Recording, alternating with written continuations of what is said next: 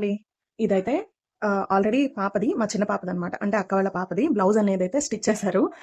ఇది ప్లెయిన్‌గా ఉంది. దీనికి వర్కేద్దాము అనేసి నేను చెప్పని అనిందనమాట. సో, అందుకోసమని ఫస్ట్ టైమ్ ట్రై చేస్తున్నాను నేను స్టిచ్డ్ బ్లౌజ్‌కి ఎలా వస్తుందో చూడాలి. ఓన్లీ ఫ్రంట్ వరకు జస్ట్ సింపుల్‌గా అండి. జస్ట్ 2 ఇయర్స్ అనమాట పాపకి. ఇక్కడ జెరీ లైన్ లాగేసి, సీక్వెన్స్ లాగేసి, క్లిప్ స్టోన్స్‌తో ఏదన్నా డిజైన్ చేద్దాము అని చూస్తున్నాను.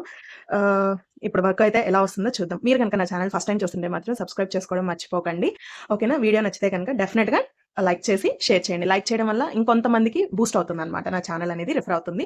వాళ్ళలో ఎవరికన్నా ఈ ఐడియా నచ్చితే వాళ్ళు యూజ్ చేసుకుంటారు కదా! సో, ఇంకా లేట్ చేయకుండా వీడియోలోకైతే వెళ్ళిపోదామండి. ఫస్ట్ అయితే 2 లైన్స్ జెరీ అనేది లాగేసుకోవాలండి. ఈ విధంగా లాగేసుకున్న తర్వాత మనము కట్ బీడ్స్ అనేది స్టిచ్ చేసుకుంటామనమాట. మామూలు అంటే మనకి ఫస్ట్ జెరీ లైన్ లాగేటప్పుడే కొంచెం కష్టంగా ఉంటుందండి. ఎందుకంటే పైపింగ్ ఏసున్నారు కదా! సో, దానివల్ల మనకి నీడిల్ దిగడం అనేది కొంచెం కష్టంగా ఉంటుంది. మీరు కుట్టగలిగితే మగ్గం నీడిల్‌తో కుట్టండి. లేదు అనేసినానంటే సూది దారంతో అయినా స్టిచ్ చేసేసుకోవచ్చు. ఇంకా దాని తర్వాత కట్ బీడ్స్ మైక్రో కట్ అయితే తీసుకోలేదండి. కొంచెం పెద్దవే తీసుకున్నాననమాట కట్ బీడ్స్. ఈ విధంగా ఒక్కొక్కటి స్టిచ్ చేసుకున్నాను.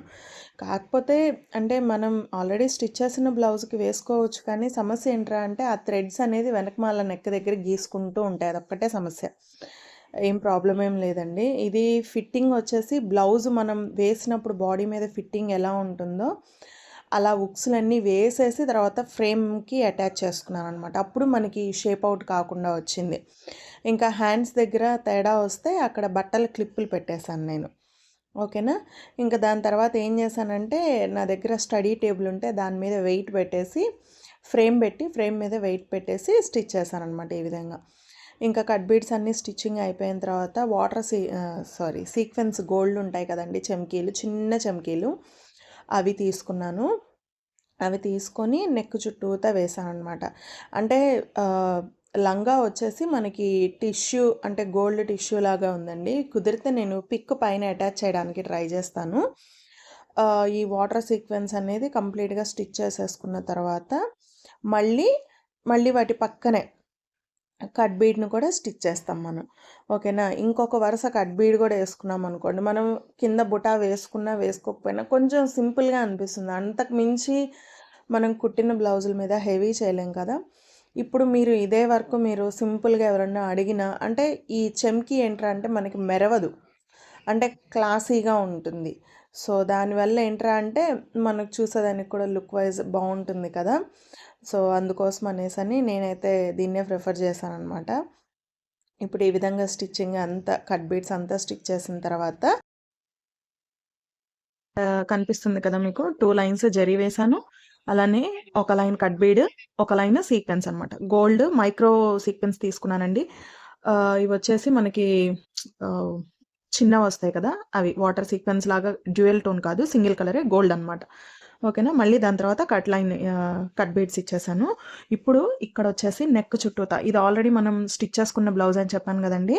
సో, ఇక్కడ ఏం చేశానంటే ఎగ్జాక్ట్‌లీ 1 ½ ఇంచ్ మార్కింగ్ దగ్గర నేను ఈ విధంగా వైట్ మార్కర్ పెన్సిల్‌తో నేను ఈ విధంగా మార్కింగ్ అనేదైతే చేసుకున్నాననమాట. ఎందుకంటే ఇప్పుడు ఎగ్జాక్ట్ సెంటర్‌కొచ్చేసేటప్పటికి మనం ఇక్కడ క్లిప్ స్టోన్స్ స్టిచ్ చేస్తాం. ఈ క్లిప్ స్టోన్స్ మీ అందరికీ ఐడియా ఉండే ఉంటుంది కదండీ! ఇదైతే నాకు ఈచ్ వన్ రూ. 5 పడింది. వీటిలో కూడా క్వాలిటీస్ ఉన్నాయి. సో, మనకి ఏ క్వాలిటీ కావాలో మనం ఆ క్వాలిటీ తీసుకోవచ్చు. ఇదిగోండి ఈ విధంగా షైనింగ్ వస్తాయి. ఇవి నార్మల్ సూది దారంతో కూడా స్టిచ్ చేసుకోవచ్చు. వీటిని ఎగ్జాక్ట్ చెప్పాలంటే ఆహ్, అంటే తప్పుగా అనుకోకండి. ఈ విధంగా అంటున్నానని. బుర్కా వేసుకుంటారు కదా! సో, వాళ్ళు ఎక్కువ అంటే బుర్కా మీద డిజైన్స్‌లో ఎక్కువ చూస్తూ ఉంటాము. లేదు జ్యువెలరీ చేసేవాళ్ళు బ్రాస్లెట్స్ ఇలా చేసే వాటిల్లో చూస్తూ ఉంటామనమాట. సో, ఇవి క్వాలిటీని బట్టి కాస్ట్ ఉంటుందండి. మీకు రూ. 2, రూ. 3కి దొరికేవి కూడా ఉంటాయి. కాకపోతే మనకు షైనింగ్ ఉండాలి, మెరుస్తూ ఉండాలి నైట్ టైము అలాంటి ఫంక్షన్స్ అనుకుంటే మాత్రం ఇలా కొంచెం కాస్ట్‌లో తీసుకోవడమే బెస్ట్. నా ఒపీనియన్ అయితే నేను ఇవే తీసుకున్నాను కాబట్టి నాకు ఈచ్ వన్ రూ. 5 పడింది. ఓకేనా? ఇప్పుడు వీటిని మనం ఇక్కడ స్టిచ్ చేసుకుంటాం. ఇక్కడ ఎక్కడైతే మనం అంతా మార్కింగ్ చేసి పెట్టుకొని ఉన్నామో ఇక్కడ స్టిచ్ చేసి సో, యాజ్ యూజువల్ సీక్వెన్స్‌తో పాటు కట్ బీడ్స్ ఏసేసి స్టిచ్ చేస్తామనమాట. ఓకేనా?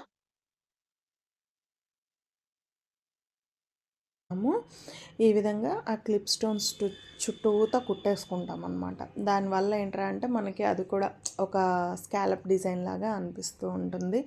ఈ వర్క్ చాలా నీట్గా ఉంటుందండి. చాలా బ్లౌజెస్కి కూడా స్కాలప్ బార్డర్లో ఈ వర్క్ వేయించుకుంటూనే ఉంటారు కదా, అంటే ఆ క్లిప్ స్టోన్ పెట్టి ఆ విధంగా వర్క్ అనేది అయితే చాలా సింపుల్గా ఉంటుంది. మీరు ఏదన్నా కొంచెం పేస్టల్ షేడ్స్ వర్క్ చేసేటప్పుడు ఇలాంటి వర్క్ అయితే 100% ప్రిఫర్ చేయొచ్చు అనమాట. వర్క్ అయితే చాలా నీట్గా వచ్చిందండి. అంటే చిన్న పాప కాబట్టి నేను కొంచెం దూరంగా వేశాను. అదే పెద్దవాళ్ళు అయితే మీరు 1.5 ఇంచ్ పెట్టుకోబడలేదండి, 1 ఇంచ్ 1 ఇంచ్ గ్యాప్ పెట్టుకుంటే సరిపోతుంది మనకి. మధ్యలో ముడి కుట్టు కూడా వేసుకోవచ్చు మీరు. ఓకేనా? వర్క్ కనుక నచ్చితే మాత్రం తప్పకుండా ఒక చిన్న లైక్ చేసి షేర్ చేయండి. ఈ వీడియో కనుక మీకు నచ్చితే నా ఛానల్ని సబ్స్క్రైబ్ చేసుకోండి. Thanks for watching. ఇంకా ఈ విధంగా మొత్తం స్టిచ్ చేసేసుకున్న తర్వాత మధ్యలో ఫ్లవర్ చమ్కీ అన్నాను కదండి, ఫ్లవర్ చమ్కీ లోపల ఒక పర్ల్ పెట్టాను. పర్ల్ పెట్టి స్టిచ్ చేసేసాను అనమాట. ఫైనల్గా అయితే లుక్ అయితే చాలా బాగుందండి. మీరు కూడా డెఫినెట్గా ట్రై చేయండి. వర్క్ చాలా సింపుల్ కాబట్టి డెఫినెట్గా ట్రై చేయండి. ఓకేనా? ఇప్పుడు ఫైనల్గా బ్లౌజ్ ఎలా ఉందో చూపిస్తాను చూడండి.